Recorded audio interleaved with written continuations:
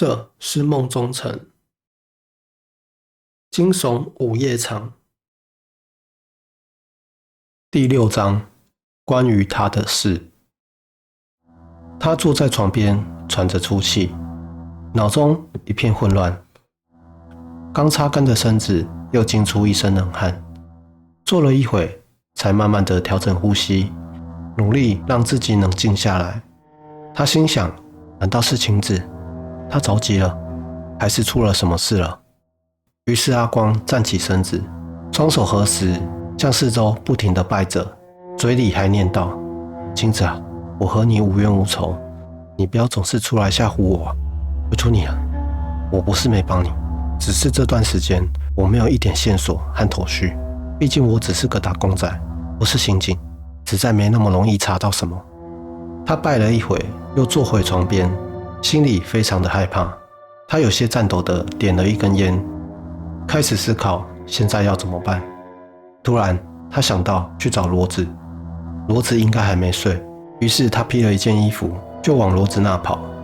他用力地敲了几下门，喊道：骡子，骡子睡了吗？我是阿光，快开门。好的，马上来。骡子从里面把门打开，看见一脸慌张的阿光，先是愣了一下，接着问道：你怎么了？阿光没回答，直接跑进骡子的房间。他要骡子把门锁上。骡子将门锁上后，走了过来，看着阿光，问道：怎么了？这是……阿光把刚才的事情和骡子说了一遍。骡子惊讶地说：有这种事？走，我们去看看。有骡子的陪伴，阿光觉得没那么可怕了。于是他们走出了房间。骡子倒是一点害怕的感觉都没有，径直走到那间厕所前，往里面看了看，又看了看阿光，然后示意他过来。他走了过去，骡子指了指那个镜子说：你说这上面没有啊？怎么都没有？阿光不敢相信自己的眼睛，的确什么都没有。骡子还过去用手擦了一下，很干净，并没有写字的痕迹。这怎么可能呢？刚才我明明看见上面有写字啊！阿光有些不敢相信地看着骡子。好了，也许只是幻觉呢，别担心了。骡子拍了拍阿光的肩膀，安慰着。如果还是害怕的话，就到我这间坐一会吧。这句话倒是说到阿光心里了，他现在的确很害怕。到了骡子的房间，骡子先是给阿光倒了杯水，说：先喝点水，压压惊。阿光接过，想着刚才的事情。怎么了你？最近有心事？看你这几天好像状态都不太好。骡子关切地问了阿光一句：哦，没事，最近心情有点压抑而已。对了，阿光忽然想起了什么，问：你对之前那个叫晴子的女歌手了解多少？骡子先是愣了一下，想了想，回道：你问这个干嘛？和你又没关系。不，骡子，我希望你能把关于晴子的事情告诉我。他看骡子没什么反应，于是叹了口气，说道：我觉得这么多天来，我们的关系处得不错。我就实话告诉你吧，我从来到这的第一天开始，就觉得不对劲，有很多的事情我根本无法解释，甚至连我自己都怀疑那是不是真的，搞得我很崩溃。阿光很痛苦地用双手捂着脸。骡子想了一会，说：你想知道什么？你问吧，我知道的我会告诉你。阿光思考了一会，抬头看着骡子问道：你知道晴子和熊哥的关系吧？阿光看见骡子脸上的表情有些不安，骡子叹了口气说：没错，我是知道他们的关系，我也知道你还想问什么，我就直接把我知道的都告诉你好了。阿光很高兴，但他没有表现出来，只是看着骡子。刚开始的时候，晴子是拒绝熊哥的邀请，但时间长了，经不起钱的诱惑，最终还是和熊哥在一起。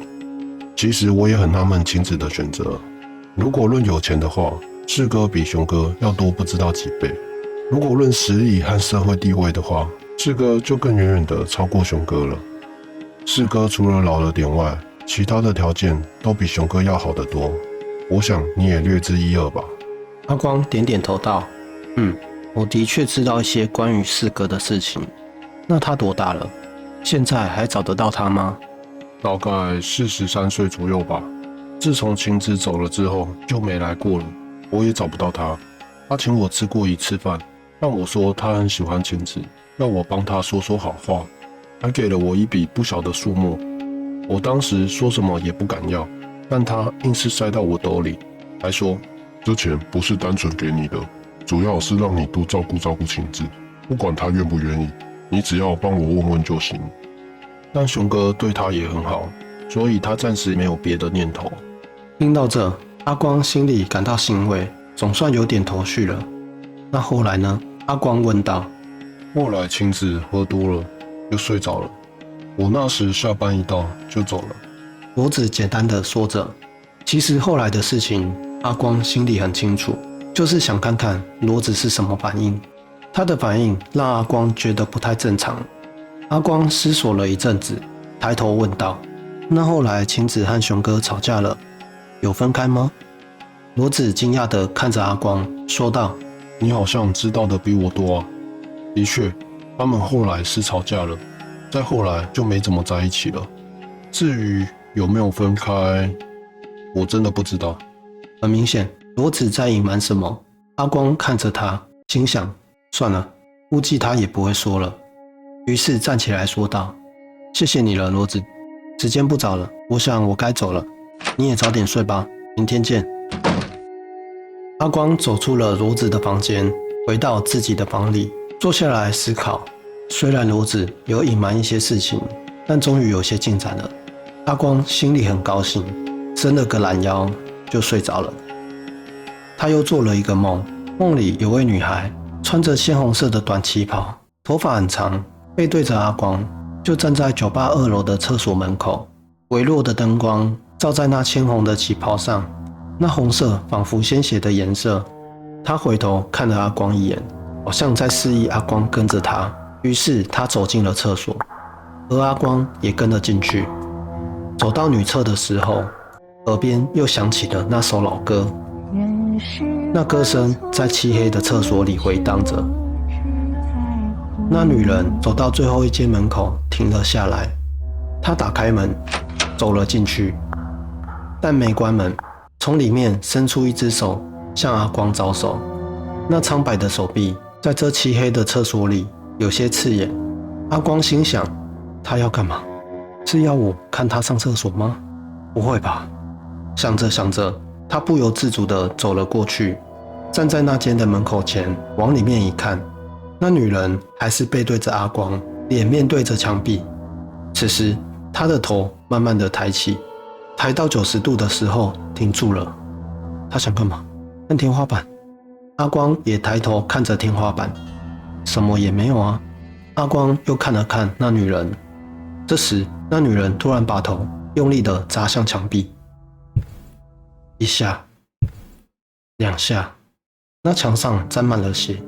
而阿光被这突然的举动吓得愣住了，就傻傻地看着那女人用头一下一下地撞击墙壁，鲜血四溅。此时女人突然停住了，整个单间的墙上溅满了鲜血，头上的血滴在那鲜红的旗袍上。女人慢慢地转向阿光，那速度很缓慢。正当她的身体转过来时，突然一个抬头看向阿光。天哪！阿光差点昏倒。那女人的头已血肉模糊，她死死地盯着阿光。阿光不敢喘气，心想：这到底怎么回事？他还来不及反应，那女人就突然扑了过来，2只干枯没有一点血迹的手掐住了阿光的脖子，那满脸鲜血的脸就贴在阿光的面前。